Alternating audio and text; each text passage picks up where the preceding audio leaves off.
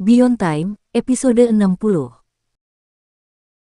Saat cahaya senja mulai memudar, Suking menarik perahu Dharmanya ke tempat tidur. Sebelum ia sempat duduk, sebuah pesan suara masuk dari kapten. "Bagaimana kencanmu, King kecil? Kenapa kau tidak datang ke pemandian air panas abadi yang kau beri diskon itu? Berendamlah dan ceritakan semua yang terjadi. Berdasarkan pengalamanku yang luas, aku bisa memberimu beberapa tips untuk lain kali." "Nanti," jawab Suking. Ia hendak menyimpan slip giok transmisi ketika kapten mengirim pesan lain. Tuan juga ada di sini." Suking tidak menjawab. Tak lama kemudian, ia tiba di pemandian air panas abadi milik Su Xiaohui. Kapten dan Tuan ketujuh telah menunggunya di kolam renang pribadi kecil yang menghadap ke area kolam yang lebih besar di bawahnya. Suking menatap mereka dengan ekspresi aneh. Tuan ketujuh berdeham dan memelototi kapten. "Saya sedang bermeditasi ketika Anda meminta saya datang ke sini. Ada apa?" Kapten berkedip beberapa kali. Tuan ketujuh mendengus dingin. Kapten menghela napas dan menatap Suking dengan ekspresi sedih. King kecil, kau baru saja pergi dengan Ark Immortal Plunder, kan? Jadi bagaimana, sejauh mana hubungan kita?" Ekspresi Tuan ketujuh tidak berubah sama sekali, malah dia tampak agak bosan. Suking melirik gurunya sebentar, lalu memikirkan pertanyaan itu sebelum menjawab. "Senior Plumdark mengajariku cara bermain seruling." Telinga Tuan ketujuh berkedut. Kapten segera melanjutkan dengan pertanyaan lain. Lalu dia memberi penghormatan di makam seorang teman lama. "Dia adalah guru dari lelaki tua yang kita temui di Sekte Ketenangan Kegelapan di Pegunungan Keselamatan Arbiter tertinggi." Tanpa menyembunyikan apapun, Suking menceritakan perjalanan mereka. "Sejujurnya, sebenarnya tidak ada yang perlu disembunyikan. Hanya itu," kata kapten, tampak jelas tidak percaya. "Ya, waktu pulang, dia kasih aku serulingnya sebagai hadiah." "Seruling jenis apa?" tanya kapten penasaran. "Coba kupikirkan," jawab Suking. "Oh, ya, namanya seruling Willow." Tuan ketujuh tiba-tiba menarik napas tajam. "Seruling pesona roh bulan Willow." Nama itu tidak terdengar asing bagi Suking, jadi dia hanya mengeluarkan serulingnya. Saat Tuan ketujuh melihat seruling itu, ia tampak tertegun. Beberapa saat berlalu, lalu ia berdiri tanpa ekspresi. Sambil memelototi kapten, ia berkata, "Lain kali kau menggangguku saat aku bermeditasi, akan kupatahkan kakimu." Mata kapten terbelalak lebar, dan dia tampak sangat terluka. "Aku tidak percaya kau begitu tidak masuk akal, orang tua. Seharusnya kau tidak membentakku, seharusnya kau membentak Suking." Tuan ketujuh berdeham. "Baiklah, kau benar tentang apa yang kau katakan sebelumnya." Sambil mengenakan kembali pakaiannya, ia menatap Suking dan berkata, "Kakak keempat, kau sudah berada di tingkat 4 api. Waktunya sudah hampir tepat. Aku masih punya beberapa hal yang harus diurus, lalu aku akan membawamu ke suatu tempat." Sambil menggenggam tangannya di belakang punggungnya, dia perlahan berjalan pergi. Setelah Tuan ketujuh pergi, raut wajah kapten kembali normal, dan ia sama sekali tidak terlihat kesal. Sebaliknya, ia tersenyum penuh arti kepada Suking. "Apa kau baru saja belajar sesuatu, adik kecil? Begitulah caramu menghadapi orang tua itu." Ketika ia kehilangan kesabaran lalu mengakui kesalahannya, ia menjadi lunak. "Karena itu, aku sesekali membiarkan diriku disakiti untuk membuatnya berkompromi." Meskipun begitu, kali ini lelaki tua itu tampak sangat malu. Mengingat bagaimana ia tahu nama asli seruling itu, kurasa ada kemungkinan 80 hingga 90% ia memberikannya sebagai hadiah untuknya bertahun-tahun yang lalu. Suking mengerjap beberapa kali sambil mengingat kembali apa yang dikatakan Ark Immortal Plunder kepadanya. Ia bilang ia bahkan tidak ingat siapa yang memberinya seruling itu. Mengingat reaksi gurunya tadi, sepertinya kapten benar. Setelah berendam sebentar di sumber air panas, Suking keluar dan bersiap untuk pergi. Saat ia melakukannya, kapten bermalas-malasan dengan nyaman di air. King kecil, kalau kau sempat, bisakah kau mencoba membelikanku slip giok lagi dengan diskon 20%? Barang-barang itu cukup langka, dan mereka memberikan layanan VIP. Aku yakin kau bisa mendapatkannya. Apa yang terjadi dengan yang kuberikan padamu?" tanya Suking. "Aku memberikannya pada Wu Jianwu." Kapten itu melihat sekeliling dengan sembunyi-sembunyi, lalu merendahkan suaranya dan melanjutkan, "Aku butuh bantuan Wu Jianwu untuk sesuatu." Kau akan segera mengerti. Percayalah, ini akan luar biasa. Tapi setelahnya, aku harus bersembunyi sampai keributan ini mereda. Aku juga butuh bantuanmu untuk menyelesaikan masalah ini. Su Qing mengangguk. Ia tidak terkejut mendengarnya. Berkat informannya, ia tahu semua tentang Kapten dan Wu Jianwu yang sering mengunjungi tempat ini. Bukan hal baru bagi Kapten untuk bersembunyi, dan Su Qing sudah punya gambaran umum tentang apa yang akan terjadi. Kemungkinan besar dia mengincar gigi ular itu. Sambil menatap Kapten untuk terakhir kalinya, Su Qing meninggalkan pemandian air panas abadi. Saat ia kembali ke tempat tidurnya, hari sudah malam. Ia duduk bersila dan memejamkan mata untuk bermeditasi. Selama waktunya bersama Ark Immortal Plumdark, ia tidak punya waktu untuk fokus bermeditasi. Karena itu, ia ingin menebus waktu yang telah hilang. 3 hari berlalu. Ketika malam tiba di hari ketiga, ia membuka matanya, dan matanya berbinar penuh harap saat ia merasakan fluktuasi tertentu di dalam tas penyimpanannya. Kumbang-kumbang yang telah memakan es abadi itu bergerak-gerak. Ia mengeluarkan botol itu dan membukanya. Tidak ada apapun di dalamnya. Dengan inderanya yang tajam, ia tidak dapat mendeteksi keberadaan apapun. Namun, ia merasakan fluktuasi samar rasa lapar.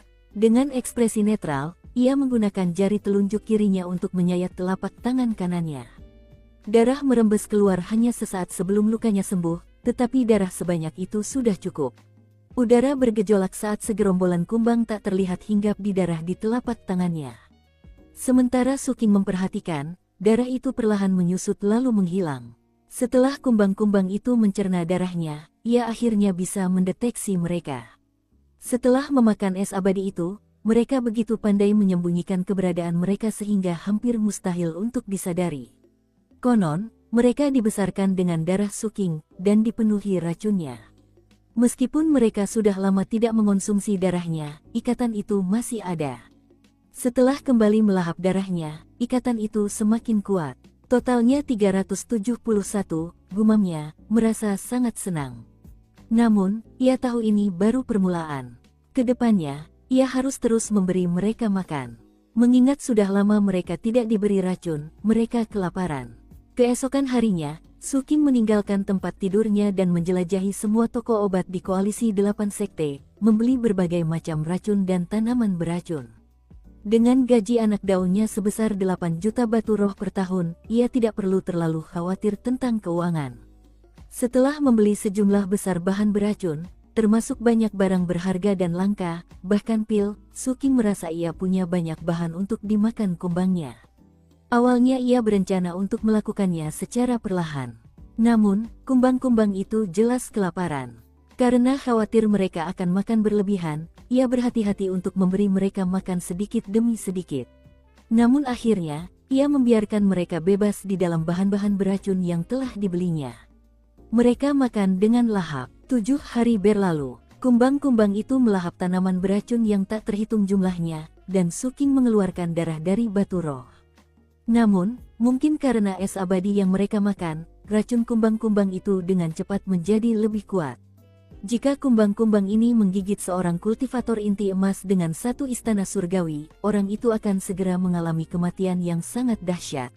Akhirnya, Su Qing mengeluarkan pil racun tabu untuk melanjutkan proyek yang telah ia mulai di Phoenix Selatan, yaitu membuat kumbang-kumbang itu mampu bertahan hidup dalam jangka panjang di dalam pil tersebut. Namun, semuanya tidak berjalan dengan baik. Meskipun kumbang-kumbang itu telah bermutasi menjadi sesuatu yang bahkan lebih kuat dari sebelumnya, pil racun tabu itu masih terlalu mengerikan. Kumbang-kumbang itu hanya bisa bertahan sebentar di dalam pil. Meski begitu, Su Qing tetap senang, karena ia mendapati kumbang itu mampu mengonsumsi beberapa unsur racun dari pil tabu dan menyimpannya di dalam tubuh mereka. Mereka tidak bisa menahannya terlalu lama sebelum harus memuntahkannya. Kalau tidak, mereka akan mencair dari dalam keluar, lalu berubah menjadi abu. Namun, itu pun sudah cukup untuk meningkatkan kemampuan bertarung Su Qing. Artinya, ia bisa menggunakan pil racun tabu secara terbatas, bukan hanya sebagai cara untuk mengakhiri pertarungan dengan kematian bersama. Dengan penuh semangat, Su Qing melanjutkan belanjanya. Kali ini, ia tidak membeli tanaman dan obat beracun, melainkan binatang buas hidup. Di Phoenix Selatan, ia berhasil menggunakan tahanan dari Divisi Kejahatan Kekerasan sebagai inkubator untuk mengembangbiakkan kumbangnya. Namun, divisi yang setara di Koalisi 8 Sekte tidak memiliki blok sel atau penjara. Konon, Koalisi 8 Sekte memiliki banyak binatang buas. Meskipun Suking merasa hasilnya tidak sebaik tahanan pekerja, hasilnya masih bisa diterima. Seiring berjalannya waktu, lolongan buas yang terdengar dari perahu Dharmanya tidak menembus penghalang pertahanan kapal. Sebulan berlalu, Suking awalnya hanya punya sekitar 300 kumbang, tetapi kini ia punya lebih dari 3.000, dibagi menjadi 3 botol kecil. Saat itulah ia mendapat pesan suara dari Master Ketujuh. Kulihat kau membeli banyak tanaman dan binatang beracun. Kurasa kau sedang meramu racun. Apa semuanya berjalan lancar? Kalau kau punya waktu, aku ingin mengajakmu ke suatu tempat untuk mengajarimu teknik inti emas. Aku juga ingin memancing sebentar. Banyak orang tahu kau punya 2 lampu kehidupan. Entah itu Sekte Pedang Awan Melonjak atau yang lainnya, banyak orang yang punya niat jahat.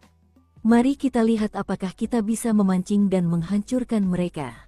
Itu akan membuat segalanya lebih aman untukmu ke depannya. Guru Ketujuh telah mengemukakan hal ini sebelumnya. Jadi begitu Suking mendapat pesan, dia menjawab bahwa dia siap untuk pergi.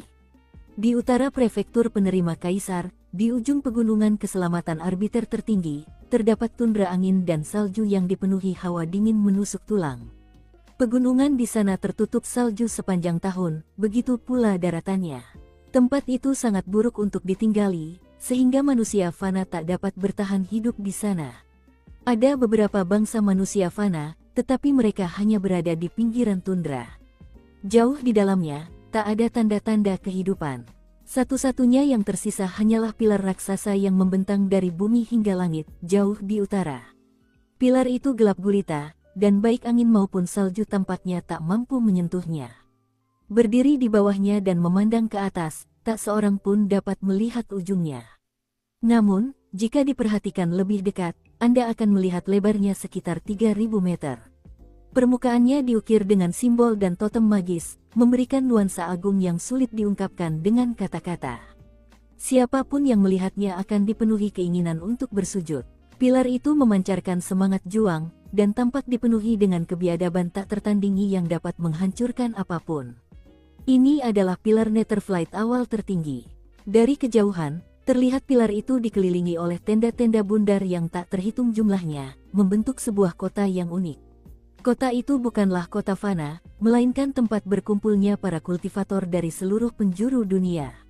Mereka datang ke sini untuk berlatih kultivasi di kaki pilar Netherflight awal tertinggi. Karena sifat pilar yang aneh, orang-orang yang menyerap fluktuasinya dalam jangka waktu yang lama akan memperoleh pencerahan simbol-simbol magis. Dengan menggunakan simbol-simbol tersebut untuk mengasah tekad, mereka dapat memperkuat basis kultivasi mereka. Lebih dari itu, pilar Netherflight awal tertinggi berisi banyak sekali hadiah yang bisa didapatkan siapapun. Semakin tinggi seseorang memanjat pilar, semakin menakjubkan hadiah yang didapat. Karena itu, tempat ini dianggap sebagai kekuatan besar ke-6 di prefektur penerima Kaisar. Tapi ada alasan lain. Tempat ini, markas para pendekar pedang. Istana Pedang Bijak terletak di puncak pilar Netherflight awal tertinggi, tinggi di atas awan di kubah surga, di sebuah istana yang megah. Istana ini berbeda dari istana-istana lainnya. Istana ini tidak terbuat dari batu bata atau giok. Sebaliknya, istana ini murni terbuat dari pedang. Pedang-pedang yang tak terhitung jumlahnya, semuanya disatukan menjadi sebuah istana pedang. Soal pilar Netherflight Supreme Beginning dan istananya, sepertinya yang pertama menopang yang kedua. Entah itu, atau yang terakhir menekan yang pertama. Sulit untuk membedakannya dari tanah di bawahnya. Tapi ketika kau mencapai puncak pilar, kau bisa melihatnya bergetar. Rasanya seperti ada yang memanggilnya, mencoba membuatnya menarik diri dari tanah di bawahnya. Tapi dengan istana pedang itu, yang bisa dilakukannya hanyalah bergetar di tempatnya. Saat ini sedang berlangsung pertemuan orang-orang penting di Swordshed Court. 9 kultivator hadir. Mereka semua mengenakan jubah putih, dan raut wajah mereka tidak dapat terlihat dengan jelas. Namun, mereka semua memancarkan fluktuasi yang mengerikan, dan terkadang terlihat mata mereka, yang mengandung martabat paragon. Mereka adalah orang-orang yang dapat menentukan nasib seluruh sekte. Mereka adalah 9 pertapa pedang peringkat tertinggi di pengadilan pertapa pedang prefektur penerima kaisar, para tetua. Secara umum, bahkan organisasi sekuat perkumpulan abadi arbiter tertinggi harus mendengarkan perintah mereka dan bekerja sama dengan tuntutan mereka. Hal itu karena mereka mewakili kekuatan ketertiban di antara semua manusia. Mereka adalah bagian dari 5 divisi surgawi besar umat manusia, dan mereka ditugaskan ke prefektur penerima kaisar. Mereka mewakili dinasti kekaisaran kuno peninggalan kaisar kuno Dark Serenity. Meskipun manusia telah mengalami kemunduran, dan hanya menguasai 7 wilayah, alih-alih menguasai seluruh Revered Ancient, mereka tetap merupakan salah satu spesies yang hebat. Terlebih lagi, masih ada seorang kaisar manusia. Sebuah suara bergema di Swordshed Court. Ada 2 hal yang perlu kita bahas. Hal pertama berkaitan dengan acara rekrutmen kita. Istana Pedang Wilayah Sisiling telah mengirimkan perintah. Era baru telah tiba. Para kultivator terpilih bermunculan di antara spesies yang tak terhitung jumlahnya. Ini adalah bahaya besar, tetapi di saat yang sama, sebuah kesempatan yang ditakdirkan. Pengadilan pedang di semua prefektur perlu meningkatkan standar untuk ujian masuk. Kita hanya ingin yang terpilih menjadi pendekar pedang yang benar-benar elit. Masalah kedua berkaitan dengan peningkatan fluktuasi dari pilar Netherflight awal tertinggi. Kami telah menerima tanggapan atas permintaan resmi kami sebelumnya. Setelah analisis yang mendalam, para atasan kami setuju dengan kami. Kaisar Hantu Milenium Abadi mulai bangkit. Para atasan prefektur kami telah memerintahkan kami untuk menangani masalah ini sesegera mungkin. 3 jiwa spiritual dan 7 jiwa fisik Kaisar Hantu masing-masing telah berubah menjadi 3 roh gunung pendekan Dao dan 7 iblis Tor Selatan. Karena Kaisar Hantu kini telah bangkit, basis kultivasi mereka pun berkembang pesat. Seperti yang telah kita bahas sebelumnya, membangkitkan Kaisar Hantu membutuhkan pengumpulan ke-3 jiwa spiritual dan ke-7 jiwa fisik. Oleh karena itu, menekan 1 jiwa fisik tidak akan banyak membantu. Kita perlu menekan salah satu jiwa spiritualnya dan memenjarakannya di sini. Dengan melakukan ini, kita bisa mencegah Kaisar Hantu menjadi sempurna, dan dengan demikian, mencegahnya terbangun. Menjelang fajar, Suking mengemudikan perahu dharmanya yang tersamar keluar dari koalisi 8 sekte. Bergerak dengan kecepatan tinggi, ia meninggalkan kota besar itu. Meskipun awalnya ia menuju ke arah Sungai Abadi-Abadi, ia akhirnya mengubah arah dan menuju pegunungan keselamatan arbiter tertinggi. Lebih tepatnya, ia bergerak ke arah perkumpulan abadi arbiter tertinggi. Ding Sue berdiri di dek, wajahnya sedikit memerah. Bulu matanya yang panjang bergetar saat ia mengerjap dan berkata dengan menawan, "Kakak Suking, ini pertama kalinya aku keluar dari sekte sejak kita tiba di prefektur penerima kaisar. Jika aku melakukan kesalahan, segera beritahu aku." Dia mengeluarkan setumpuk yang tampaknya berisi 20 atau 30 catatan roh, lalu menyerahkannya kepada Suking. Suking secara naluriah mengambilnya dan menatapnya. Ding Sue sedikit membusungkan dadanya. Ia mengenakan gaun muslin ungu dengan pita sutra stringclut yang dengan sempurna menonjolkan pinggang rampingnya. Rambut panjangnya tergerai di punggungnya, dan pedang kuno tersampir di sana. Meskipun ia tidak semenarik Ark Immortal Plumdark, energi mudanya dan rona merah di wajahnya membuatnya tampak sangat cantik. Ia memiliki sikap yang menawan, dan menekankan kecintaannya pada ilmu pengetahuan dengan mempersembahkan batu roh, seperti yang selalu dilakukannya. Karena itu, Suking tidak keberatan jika ia ikut. Master ke-7 tidak bersama mereka di Dharmascif. Mengingat ini adalah ekspedisi memancing, beliau mengikutinya secara diam-diam. Itulah cara terbaik untuk menangkap ikan. Agar skenarionya tampak lebih realistis, dan juga karena Bibi Ding Sue sangat memujinya, perjalanan itu berubah menjadi misi bagi Ding Sue dan Suking. Mereka ditugaskan untuk menginspeksi sebuah negara kecil yang menganut 7 mata darah, namun belakangan ini mengalami beberapa fenomena mengerikan. Suking menyadari bahwa guru ke-7 punya alasan lain untuk mengirim Ding Sue. Dunia ini kacau balau, dan meskipun ia telah mencapai tahap pendirian fondasi, ia masih belum memiliki nyala api kehidupan. Latihan keras akan sangat bermanfaat baginya. Dan tentu saja, latihan keras terbaik adalah dengan melihat kepahitan sejati yang ada di dunia. Yang benar-benar mengejutkan Suking adalah Zhao Zongheng tidak terlihat di manapun. Namun, ia tidak menanyakannya. Sambil mengambil catatan roh dan mengamati Ding Sue dari atas ke bawah, ia berkata dengan tenang, prefektur penerima kaisar melampaui Phoenix Selatan dalam segala hal. Begitu berada di luar sekte, ada bahaya ekstrim di mana-mana. Kau harus berhati-hati, jangan sentuh apapun yang kau lihat dari kapal, itu bisa beracun. Su King merasa sangat nyaman di dekat Ding Sue. Setelah selesai berbicara, ia duduk bersila dan memejamkan mata. Su King telah menyamarkan wajah dan auranya.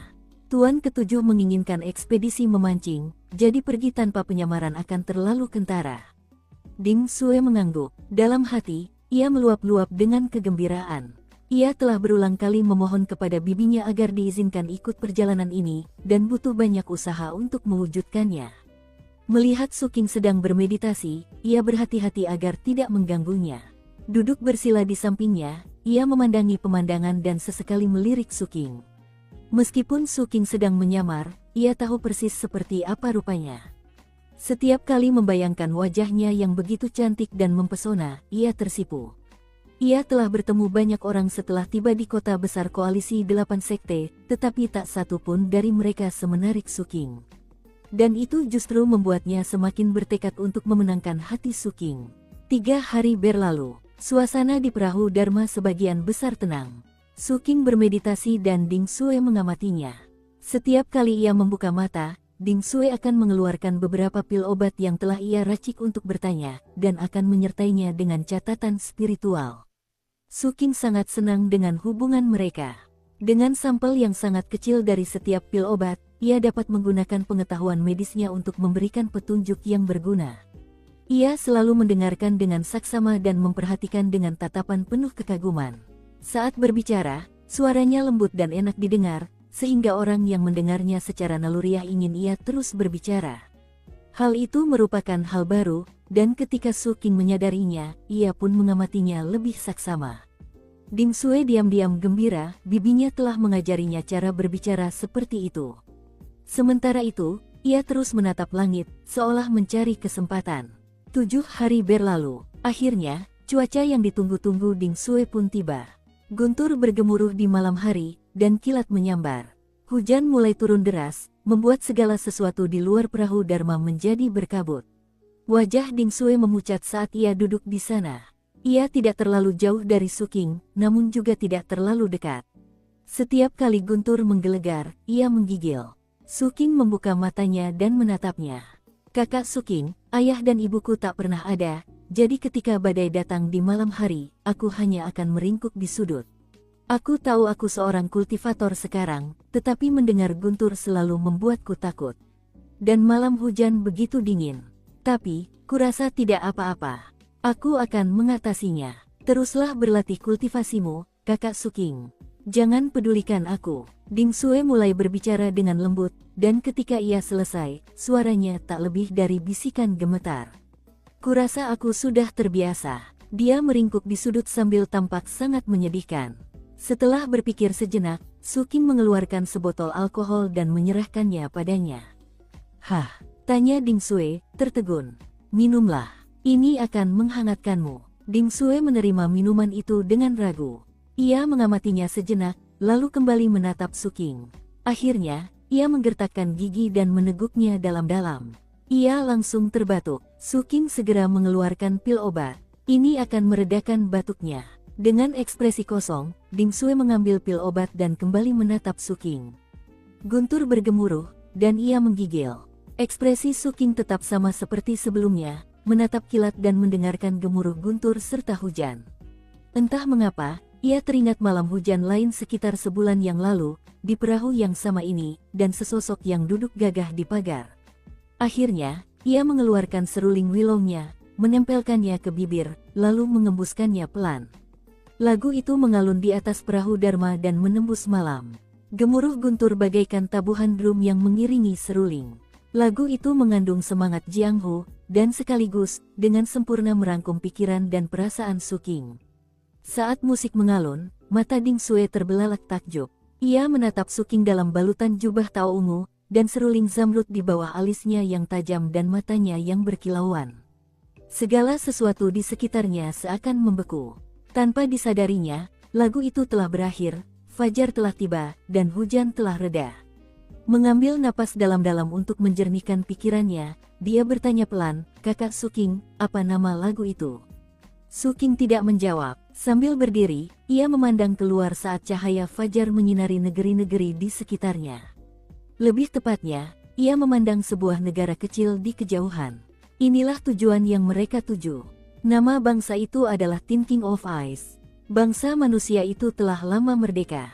Namun, keadaan berubah ketika Seven Blood Eyes tiba. Beberapa generasi yang lalu, pendiri bangsa ini adalah seorang tetua di Seven Blood Eyes.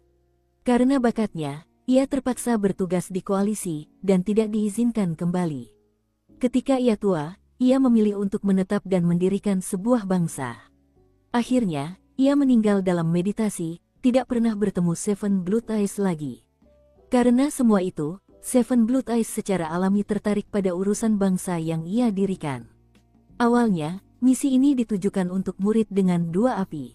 Namun, karena guru ketujuh ingin Suking bepergian sendirian keluar sekte, ia telah memastikan bahwa misi tersebut diserahkan kepadanya.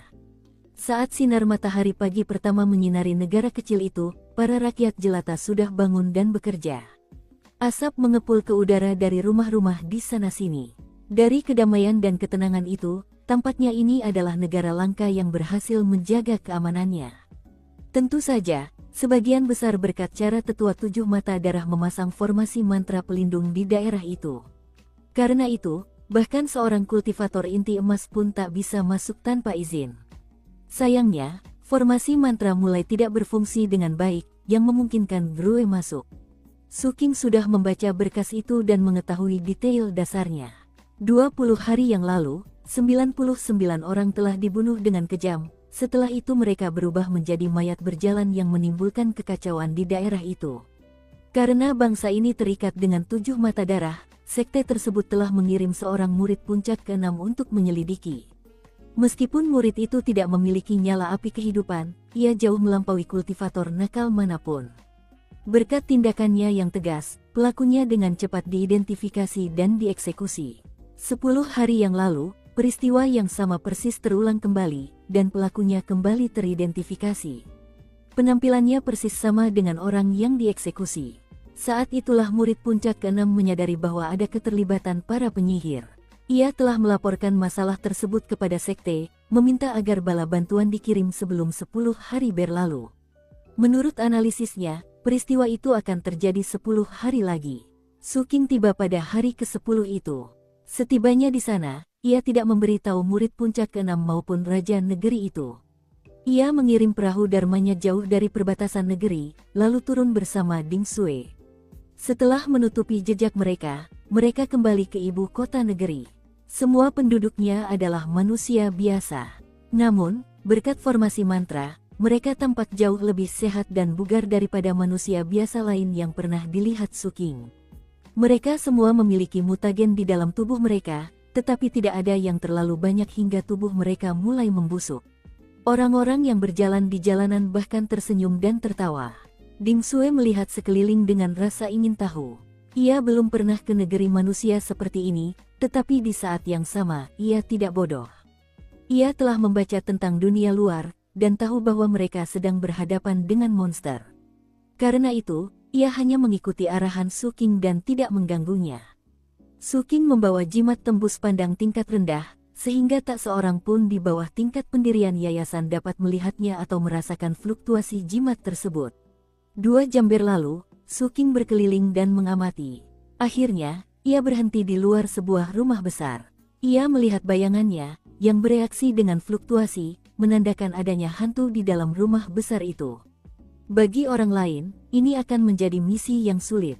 Namun bagi Suking, itu mudah.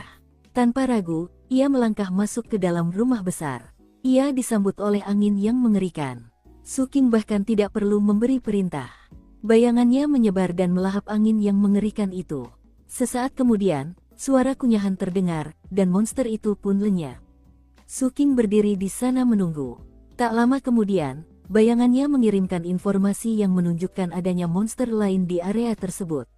Jangan bilang kita sedang berhadapan dengan Gruglum lain, gumam Suking. Membawa Ding Sui bersamanya, ia mengikuti bayangan itu ke lokasi Gruglum berikutnya.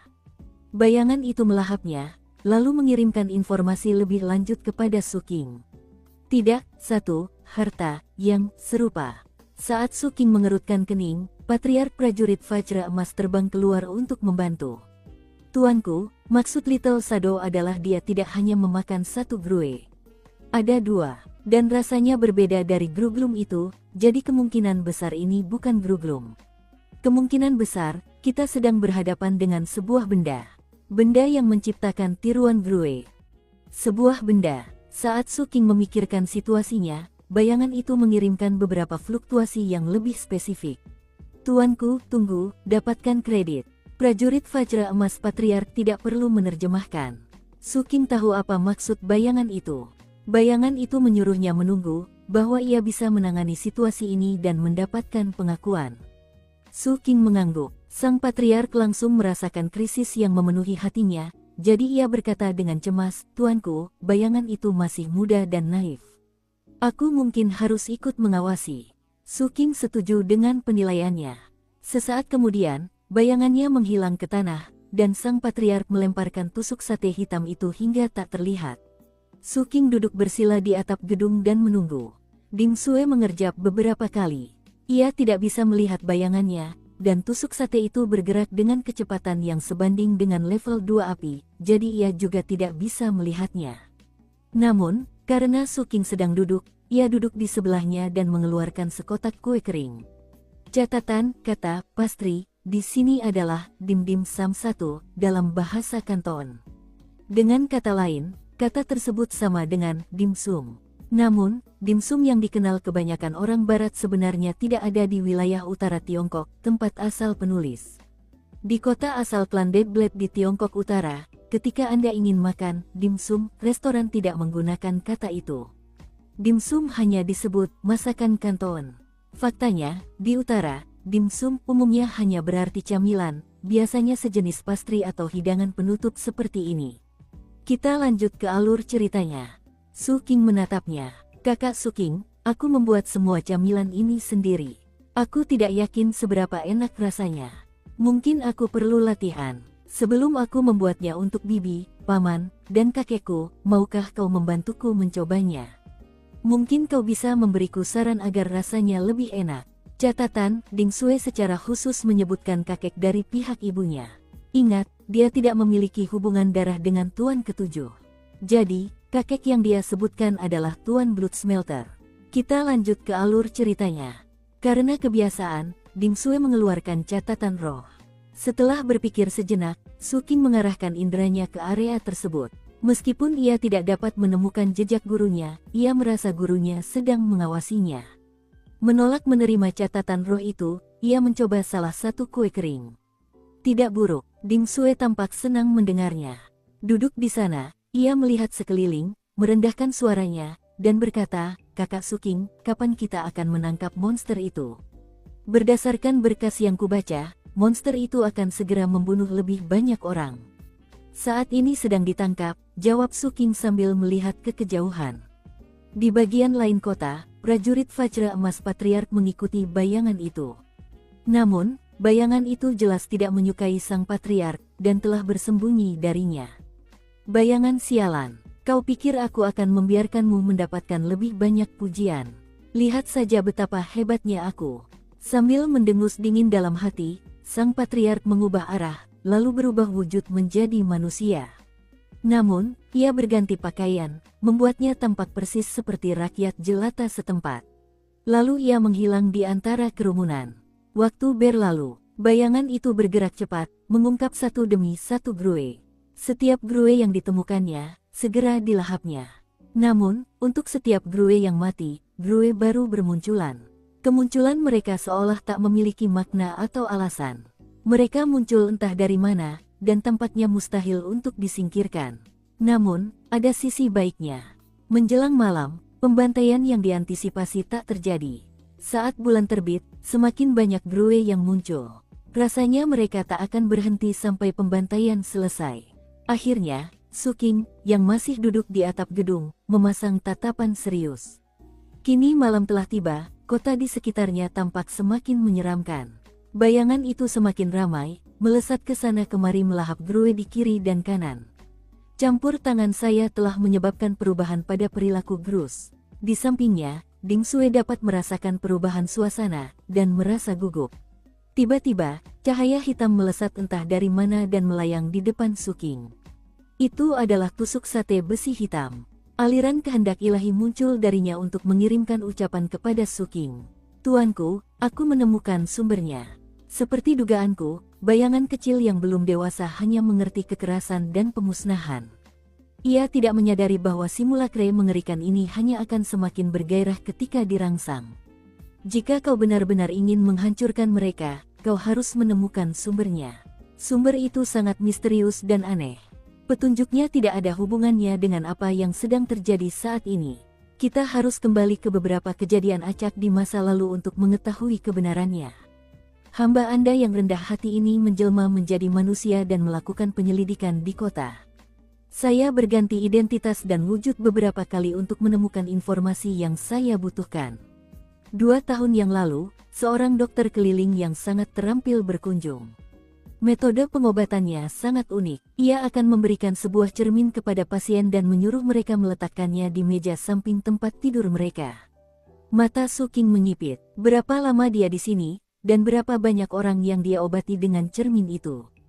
Tuanku, hambamu yang rendah hati ini menyelidiki semuanya dengan sangat teliti. Tabib itu berada di sini selama 3 bulan. Saat itu, 7 mata darah belum bergabung dengan koalisi, jadi para murid koalisi yang ditempatkan di sini tidak tahu apa yang sedang terjadi. Hamba Anda yang rendah hati telah mengunjungi beberapa rumah tempat cermin itu digunakan dalam pengobatan. Percaya atau tidak, bahkan seorang praktisi yang melihat salah satu cermin itu pun tidak akan menyadari sesuatu yang aneh. Tetapi bagi Anda, tuanku, ceritanya akan sangat berbeda. Dan karena berada di sisimu selama bertahun-tahun, aku juga belajar 1 atau 2 hal. Karena itu, aku menyadari adanya tanda-tanda keberadaan otomat roh. Su Qing menatapnya. Hamba Anda tahu persis apa yang Anda maksud. Berdasarkan bukti-bukti, saya akhirnya menemukan sebuah cermin yang tergantung di atap rumah seorang bangsawan setempat. Itulah sumber masalahnya. Kalau aku benar, tabib itu sebenarnya seorang kultivator jahat, dan dia memilih tempat ini untuk memberi makan dan menumbuhkan cerminnya. Mengingat cerminnya ada di sini, dia harus bersembunyi di dekatnya. Dengan begitu, dia bisa bereaksi jika ada yang mencoba mengambil hartanya. Mendengar semua ini, Su Qing membuka mulut untuk berbicara. Sebelum sempat berkata apa-apa, sang patriark segera berkata, hamba ini tahu persis apa yang Anda maksud. Saya pergi keluar kota untuk mencari tempat persembunyian, dan menemukan sebuah gunung rendah yang menawarkan pemandangan kota yang sempurna. Saya mendeteksi fluktuasi basis kultivasi dari gunung itu, yang menunjukkan adanya seorang kultivator di sana. Namun, ia sedang tertidur, mungkin karena efek samping dari teknik yang ia praktikkan. Karena tidak ingin menabrak rumput dan mengejutkan ular itu, hamba ini tidak mendekat.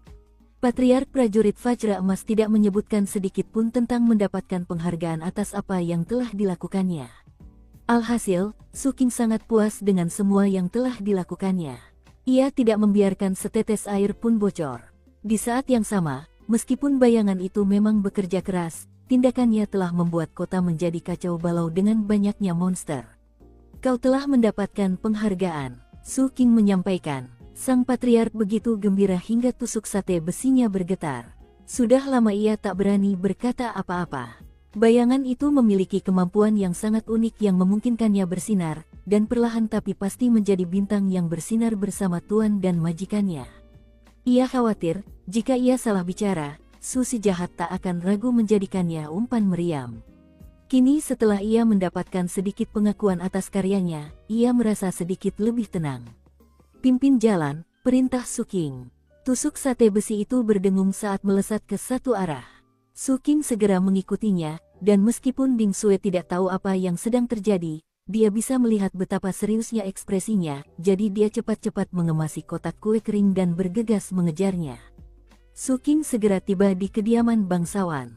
Dengan menggunakan inderanya, ia tidak menemukan fluktuasi yang menunjukkan kehadiran seorang kultivator. Ia memastikan tidak mengganggu siapapun yang hadir, dan segera menemukan cermin itu. Sekilas, Ia tahu cermin itu sangat unik. Payung itu tidak mengandung mutagen. Namun, ketika angin bertiup, payung itu sedikit bergoyang, dan Suking merasa matanya sakit. Ia menyalakan lampu kehidupannya, dan payung itu memberikan perlindungan.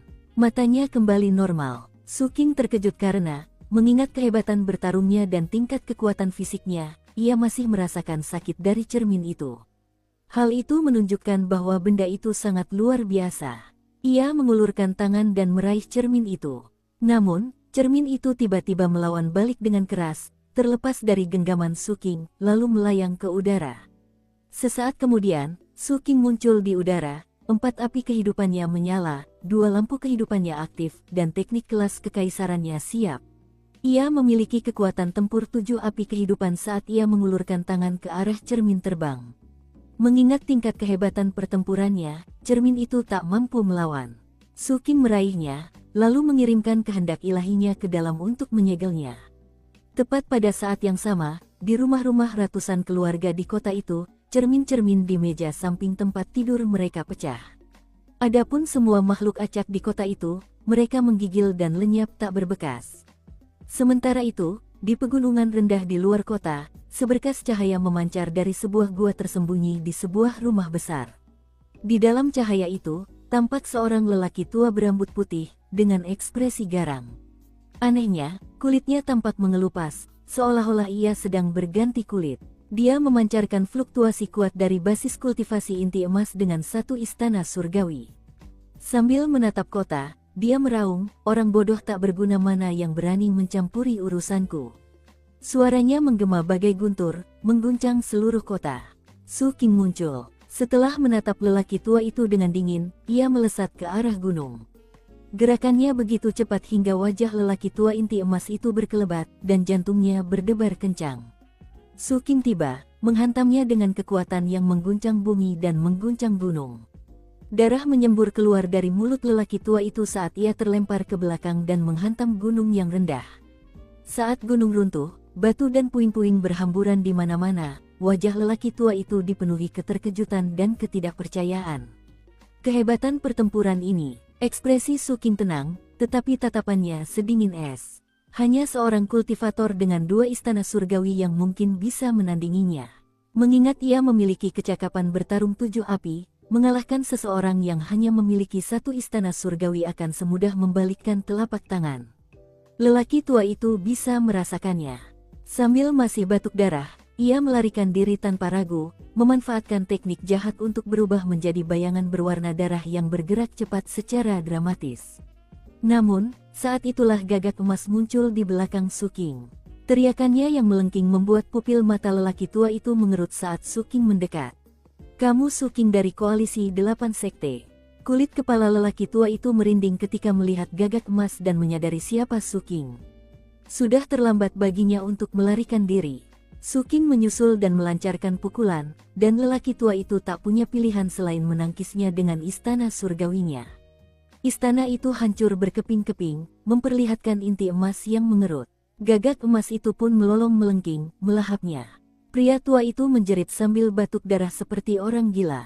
Tangan Suking yang diselimuti api unggun mencengkeram puncak kepalanya. Api unggun kemudian menyebar dan menyelimuti seluruh tubuhnya. Teriakannya menggema tinggi ke angkasa. Kultivator nakal sama sekali tidak sebanding dengan kultivator dari sekte yang kuat. Belum lagi, lelaki tua itu hanya memiliki 3 api kehidupan saat ia melangkah ke inti emas. Dari fondasi, bakat, hingga tekniknya, ia sama sekali tidak setara dengan Suking. Saat api melahapnya, jiwanya diekstraksi dan dihisap ke dalam Suking, tempat Suking memenjarakannya di lubang dharma pertamanya. Namun, saat Suking melakukan itu, raut wajahnya berubah. Gemuruh dahsyat tiba-tiba memenuhi area itu saat 7 sosok turun dari awan di atas. Semuanya memasang ekspresi rakus saat mendekati Suking. Sosok agung lain muncul, di belakangnya berkilauan 3 istana surgawi, mengelilingi wajah mereka dengan aura suci yang terang. "Suking, aku sudah menunggumu meninggalkan koalisi 8 sekte." Suking sama sekali tidak tahu apakah orang-orang ini ada hubungannya dengan lelaki tua yang baru saja dibunuhnya. Pakaian mereka tidak memberikan petunjuk apapun. Entah itu 7 orang yang bergegas ke arahnya, atau pria paruh baya dengan 3 istana, ia tidak mengenali satupun dari mereka. Namun, ia tidak merasa bahwa mereka bekerja sama dengan lelaki tua itu.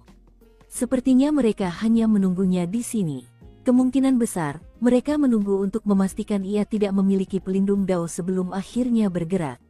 Untuk melakukan itu, mereka pasti punya cara untuk mengawasinya. Dan hanya orang-orang dari koalisi yang bisa mendapatkan informasi seperti itu. Mengingat penyamarannya, mustahil orang luar akan tahu tentang misi dan tujuannya. Apakah Sekte Pedang Awan melonjak menjual informasi tentangku? Pikirnya sambil mundur. Meskipun dia cukup cepat untuk menjaga jarak antara dirinya dan 7 pengejarnya, tidak mungkin dia bisa bergerak lebih cepat daripada seseorang di tingkat 3 istana. Kau pikir kau bisa lolos? Kata kultivator 3 istana itu dengan suara menyeramkan. Lalu ia bergerak begitu cepat hingga Su King hampir tak bisa melacaknya. Dengan penuh niat membunuh, ia muncul tepat di hadapan Su King. Di saat kritis itu, mahkota langit ungu tertinggi tanpa batas milik Su King muncul, menciptakan kekuatan pelindung yang membentuk penghalang antara dirinya dan kultivator 3 istana. Sebuah ledakan terdengar, dan darah mengucur dari sudut mulut Su King. Meskipun setidaknya ia bisa mempertahankan diri dari kekuatan 3 istana, ia akan terluka karenanya. Perbedaan tingkat kekuatan mereka terlalu besar. Pupil mata Su King mengerut saat, tanpa ragu sedikit pun, ia mulai melarikan diri dengan kecepatan tinggi. Kultivator 3 istana itu berdiri diam di tempatnya, dengan dingin mengawasinya mundur. Ia tidak berusaha mengejar, melainkan mengamati area sekitar untuk memastikan apakah Su King memiliki pelindung dao atau tidak. Sebaliknya, yang lain mengejarnya dengan mata penuh keserakahan. Para pengejar semuanya memiliki basis kultivasi yang luar biasa, semuanya adalah ahli inti emas dengan istana surgawi. 5 dari mereka memiliki 1 istana, dan 2 sisanya memiliki 2 istana. Kekuatan teknik magis mereka menyebabkan tanah bergetar, dan suaranya menimbulkan riak dan distorsi di udara. Gelombang kejut tersebut menyebabkan lanskap pegunungan di sekitarnya runtuh. Dihantam begitu banyak serangan, tangan Su King membentuk gerakan mantra, yang menyebabkan aliran uap air berubah menjadi monster laut yang mengaum. Saat ledakan itu terdengar, Su King batuk darah, dan matanya dipenuhi niat membunuh. Ia menghadapi banyak lawan, dan masing-masing dari mereka luar biasa. Jelas mustahil baginya untuk melawan mereka semua sekaligus. Yang bisa ia lakukan hanyalah membela diri dan berusaha kabur secepat mungkin. Ia sudah tampak agak lemah. Pertahanan yang disediakan oleh mahkota tertinggi tanpa batas langit ungu bergetar hebat di bawah serangan begitu banyak teknik magis. Dari kejauhan, fluktuasi mengerikan terlihat menyebar. Kekuatan level inti emas menciptakan pengepungan mematikan yang perlahan-lahan mengepung Su King. Ekspresinya sangat buruk saat ia melepaskan sumani 9 kali lipat, menciptakan gelombang demi gelombang besar yang menyebar ke segala arah. Kecuali, saat itu, suara yang menusuk telinga keluar dari kultivator inti emas 3 istana. Ia mendekati Su King, memancarkan aura mengancam, dikelilingi cahaya menyilaukan yang membuatnya tampak hampir suci. Namun, matanya masih berkilat curiga. Kamu benar-benar tidak punya pelindung Tao. Saat itu, Su King mendongak, matanya liar, dan berteriak, "Guru! Guru, tolong!" Begitu kata-kata itu keluar dari mulutnya, wajah musuh-musuhnya langsung berubah muram, dan mereka menoleh ke arah teriakannya. Su King memanfaatkan momen itu untuk mengerahkan seluruh basis kultivasinya, dan melesat dengan kecepatan tinggi. Ia juga mengeluarkan Dharma Skiff-nya, memberinya dorongan yang lebih besar.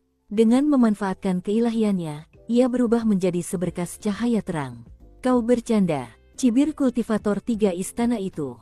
Namun, dia tetap tidak mengejar. Tiba-tiba, riak-riak meletus di hadapan Su King yang melarikan diri, dan sebuah tangan ilusi besar muncul, yang menghantam Dharma Skiff miliknya. Sebuah ledakan terdengar saat perahu Dharma itu meledak sendiri. Namun, perahu itu tidak meledak sepenuhnya. Su King segera mengubah arah dan mulai melarikan diri lagi. Tangan raksasa itu menghilang, dan sebagai gantinya muncul seorang pendeta Tao berwajah kemerahan berjubah hitam. Yang mengejutkan, ia juga seorang kultivator 3 istana. Ia juga melayang di sana, melihat sekeliling dengan curiga, dan tidak mengejar Su King.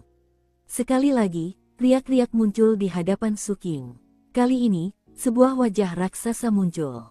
Wajah itu tak berambut, dan matanya merah padam saat ia dengan ganas membuka mulutnya dan mencoba menggigit perahu Dharma Suking. Sebuah ledakan terdengar saat perahu Dharma itu sekali lagi melepaskan kekuatan peledakan diri. Dengan hati yang mencelos karena penyesalan, Suking menyimpannya, menggertakkan gigi, dan mulai melarikan diri ke arah yang baru. Musuh lain muncul. Kali ini seorang pria paruh baya bertubuh kekar muncul tepat di hadapannya.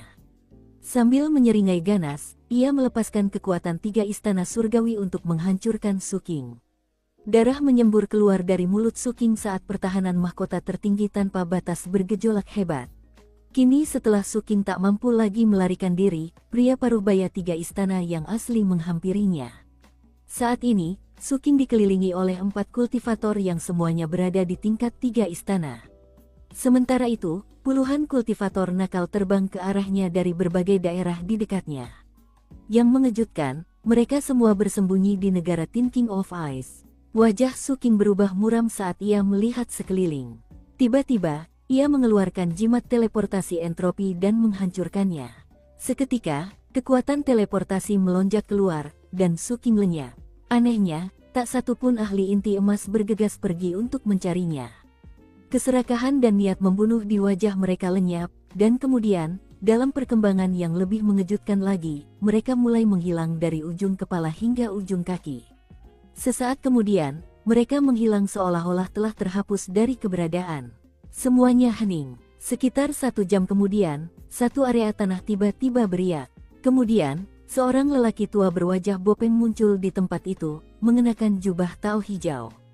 Setelah mengamati sekelilingnya dengan saksama, matanya mulai bersinar. Itu semua ilusi, tapi serangan-serangan itu nyata. Berdasarkan semua yang terjadi, sepertinya Suking memang tidak punya pelindung dao yang mengikutinya. Tapi kenapa dia begitu berani berkeliaran sendirian tanpa perlindungan?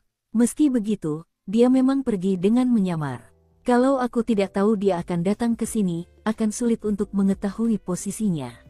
Setelah berpikir sejenak, lelaki tua itu menghilang.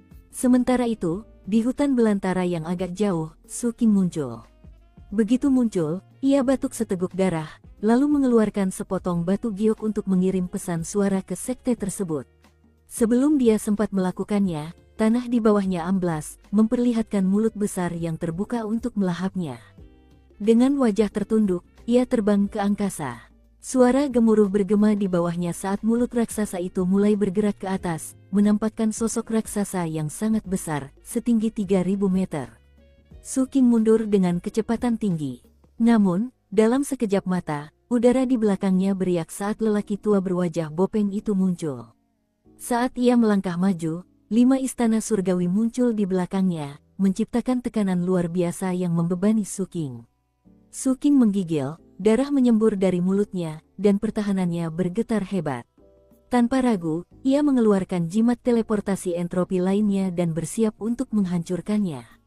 Namun kemudian, suara tenang bergema dari belakangnya. Bersegel. Seketika, sebuah formasi mantra emas raksasa muncul di kubah surga, yang menghancurkan dengan dahsyat semua yang ada di area tersebut. Teleportasi Suking gagal, lenyap tak berbekas oleh kekuatan dari atas. Ia pun tak punya cara untuk terbang, dan mulai tenggelam ke tanah. Dengan wajah pucat, ia mendongak ke formasi emas dan melihat seorang anak laki-laki berjubah merah duduk bersila di atasnya. Mengejutkan, 5 istana surgawi melayang di atasnya. Saat formasi berputar, suara retakan terdengar dari dalam Suking. Pertahanan dari mahkota tertinggi tanpa batas goyah, dan ia jatuh lebih dekat ke tanah. Kemudian, sebuah ledakan menggema saat ia mendarat di bawah. Tiba-tiba, helaian rambut hitam yang tak terhitung jumlahnya muncul di sekelilingnya, melilitnya. Pada saat yang sama, kekuatan korosif mulai menyusup ke dalam pertahanan mahkota tertinggi tanpa batas. Saat pertahanan Suking runtuh, anak laki-laki itu menatap pria berjubah hijau dan raksasa itu, lalu berkata, sebenarnya tidak ada pelindung dao. Kalian semua terlalu berhati-hati. Lagi pula, meskipun dia punya pelindung dao, kita semua di sini hanya dalam bentuk klon. Skenario terburuknya, kita kehilangan klon kita. Siapa peduli? Ah, terserah.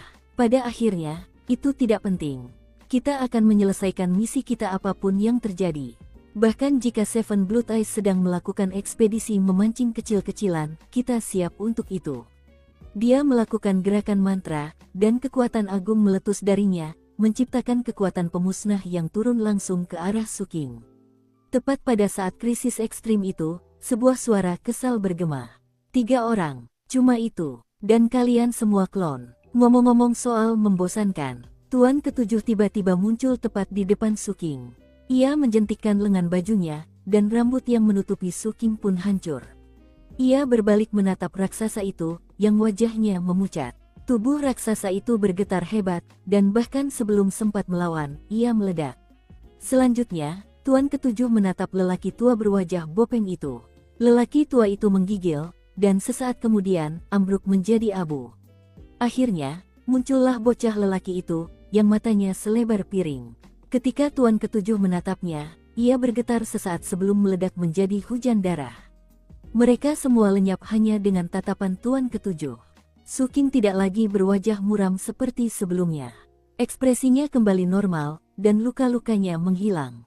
Saat ia menatap langit, ia mendengar Guru Ketujuh terus berbicara. "Aku bisa mengerti," katanya dengan tenang. "Lagi pula, kita tidak berurusan dengan orang bodoh. Tapi meskipun mereka datang sebagai klon, apa mereka benar-benar berpikir itu berarti mereka bisa lolos begitu saja?" Ia membuat gerakan mencengkeram ke arah tempat raksasa itu meledak.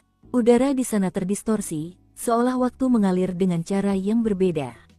Potongan-potongan daging dan darah beterbangan kembali, sekali lagi membentuk sosok raksasa, yang matanya bersinar ketakutan dan tak percaya. "Anda..." Sebelum dia sempat menyelesaikan bicaranya, Master Ketujuh menebas tangannya. Terdengar bunyi dentingan seperti benang tegang yang putus. Kemudian, secara mengejutkan, seutas benang sungguhan muncul di kepala raksasa itu, hampir seperti sutra. Benang itu putus, mulai dari kepala raksasa itu, dan bergerak ke arah tertentu.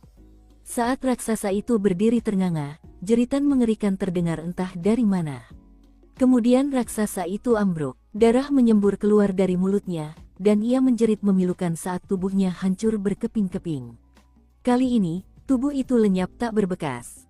Terlebih lagi, tubuh klon yang sebenarnya, dimanapun ia bersembunyi, juga telah lenyap oleh sihir rahasia Master Seven. Mata Suking terbelalak. Jika sebuah klon memiliki 5 istana surgawi, ia pasti bertanya-tanya tentang basis kultivasi tubuh sejatinya. Agaknya, basis kultivasinya berada di tingkat jiwa baru lahir. Saat Suking merenungkan hal itu, Tuan Ketujuh mengalihkan perhatiannya kepada lelaki tua berwajah bopeng itu. Hal yang sama terjadi. Ketika lelaki tua itu kembali terbentuk, wajahnya memucat dan ia berteriak, "Maafkan aku, Tuan Ketujuh. Aku bisa." Sebelum dia dapat mengatakan sesuatu lagi, Guru Ketujuh melambaikan tangannya dengan tajam untuk mengambil jiwa lelaki itu. Saat Suking menyaksikan kejadian itu dengan penyesalan, dia ragu-ragu berkata, "Guru, apakah ada kemungkinan Anda bisa memberi saya beberapa jiwa itu untuk dipenjara di lubang dharma saya? Pemburu berburu untuk diri mereka sendiri. Aku tidak bertanggung jawab memberimu mangsa. Aku akan memberimu senjata dan kemampuan. Tidak lebih." Ia menjepit jari-jarinya, dan seutas benang muncul, keluar dari kepala lelaki tua itu. Saat benang itu runtuh, jeritan memilukan kembali terdengar. Wujud asli dan klon itu runtuh bersama, lalu dikumpulkan oleh Master Seven. Selanjutnya, Master Seven menjentikkan lengan bajunya, dan darah bekas ledakan bocah itu berkumpul. Bocah itu muncul, wajahnya dipenuhi ketakutan yang luar biasa. Bagaimana mungkin seseorang di Spirit Trove melakukan hal seperti ini? Bagaimana kau bisa melacak klon kembali ke wujud aslinya? Apa dasar kultivasimu yang sebenarnya? Ia mundur dan melambaikan tangannya di depannya, menyebabkan serangkaian formasi mantra bermunculan. Lalu ia melarikan diri. Namun, Tuan Ketujuh hanya melambaikan tangannya, menyebabkan wujud asli anak laki-laki itu runtuh. Klonnya juga lenyap, diambil oleh Tuan Ketujuh. Ketika Suking menyadari ia tak akan mendapatkan satu jiwa pun, ia teringat kembali perkataan kapten di pemandian air panas abadi itu, tentang guru yang berhati lembut. Berusaha terdengar seperti kapten, Suking berkata, "Guru, perahu dharmaku meledak sendiri 2 kali berturut-turut. Aku juga menggunakan 2 jimat teleportasi entropi." Tuan Ketujuh tersenyum misterius padanya, lalu mengangguk. Karena kau mengatakannya seperti itu, kurasa aku harus menebusnya. Ia melambaikan tangannya, dan klon anak laki-laki yang menghilang itu menggigil, lalu sebuah jiwa yang telah kehilangan wujudnya terbang keluar. Master ketujuh meraihnya, menghancurkannya menjadi 59 fragmen kekuatan jiwa, lalu mendorongnya ke arah Suking. Suking menggigil saat 59 pecahan kekuatan jiwa, yang setara dengan jiwa seorang kultivator inti emas dengan satu istana surgawi, menyerbu puluhan lubang dharma miliknya, menyebabkan apinya menyala lebih terang. 59 bagian kekuatan jiwa menyapu Suking, menyebabkan 59 lubang dharma meletus dengan kekuatan untuk menekannya. Karena jumlahnya yang begitu banyak, butuh waktu untuk berasimilasi sepenuhnya. Oleh karena itu, Suking duduk bersila dan mulai bekerja. Sementara itu, Tuan Ketujuh melirik ke sekeliling dan mengerutkan bibirnya. Aku tak percaya udang seperti ini yang datang. Membosankan sekali. Ia mengibaskan lengan bajunya, memunculkan sesuatu yang tampak seperti perahu dharma biasa. Bentuk dan ukurannya sangat mirip dengan milik Suking, hanya saja sedikit lebih tua. Meskipun begitu, perahu itu memiliki aura keilahian yang sangat kuat. Ding Sue terbaring di dek perahu dharma. Rupanya, Tuan Ketujuh telah membawanya pergi sebelum Suking mulai berkelahi dengan lelaki tua itu. Baru saja tersadar, ia duduk dengan ekspresi bingung. Kemudian ia melihat Tuan Ketujuh di bawah, dan rahangnya hampir ternganga. Paman. Lalu ia melihat Suking, keringat bercucuran di wajahnya saat duduk bersila bermeditasi di samping guru ketujuh. Melihat panas tak kasat mata yang terpancar darinya, ia ragu-ragu. Apa yang terjadi, Paman? Apa yang Paman lakukan di sini? Dan apa yang terjadi pada kakak Suking? Dia mengerjap beberapa kali, dan tiba-tiba mendapat firasat buruk yang terwujud dalam rona merah cerah. Nggak mungkin, jangan bilang Paman ngikutin kita dari tadi. Berarti dia lihat semua yang aku lakuin. Pipi Ding Sue semakin memerah. Membayangkan orang dewasa di keluarganya melihat kelakuannya yang begitu genit sungguh membuatnya malu. Ketika Tuan Ketujuh melihat raut wajahnya, dan rona merah di pipinya, ia tertawa terbahak-bahak. Tentu saja, ia telah melihat segalanya. Paman, bentaknya sambil menghentakkan kaki dan cemberut. Tuan Ketujuh berdeham, aku tidak melihat apa-apa. Tidak ada sama sekali. Mengingat Tuan Ketujuh tidak memiliki pewaris laki-laki, tak heran jika ia senang memanjakan keponakannya. Sambil masih terkekeh, ia mengibaskan lengan bajunya untuk membungkus Suking, lalu terbang ke perahu. Sesampainya di perahu, ia melemparkan Suking ke salah satu sisi perahu dharma. Kemudian, ia melambaikan tangannya, memunculkan mutiara jiwa di telapak tangannya. Tepat saat hendak melahapnya, ia melihat Ding Sue menatap Suking dengan cemas. Jelas ia khawatir dengan cara Tuan Ketujuh melemparkan Suking dengan kasar ke samping. Dia tangguh, kata Tuan Ketujuh, berusaha menyembunyikan rasa sedihnya. Jangan khawatir. Melangkah ke arah Tuan Ketujuh dan meraih lengannya, Ding Sue cemberut lagi dan berkata, Paman, jangan lupa kalau Suking masih muda. Dia masih tumbuh. Tidak bisakah Paman sedikit lebih lembut? Oke, begitu kita kembali, aku pasti akan mengatakan banyak hal baik tentangmu kepada Bibi. Guru ketujuh menatap Ding Sue, lalu Suking, yang sama sekali tidak bereaksi dan masih menyerap kekuatan jiwa. Akhirnya, ia menghela napas dan merenung bahwa kini ia akhirnya mulai memahami apa yang harus dihadapi muridnya yang paling senior. Mengangguk tak berdaya, ia mengambil mutiara jiwa dan menempelkannya di dahi Ding Sue, lalu menepuknya pelan. Baiklah, pergilah dan asahlah kultivasimu. Mutiara jiwa itu akan membantumu terus maju hingga mencapai tingkat api tunggal. Terima kasih, Paman. Ding Sue tampak sangat bahagia, duduk bersila di samping Suking, memejamkan mata, dan mulai bermeditasi. Tuan ketujuh menatap mereka berdua dan mendesah beberapa kali lagi. Kemudian ia berjalan ke haluan dan berdiri di sana, tangan tergenggam di belakang punggung. Setelah mengamati area tersebut, ia mendengus dingin lalu mengemudikan kapal menjauh.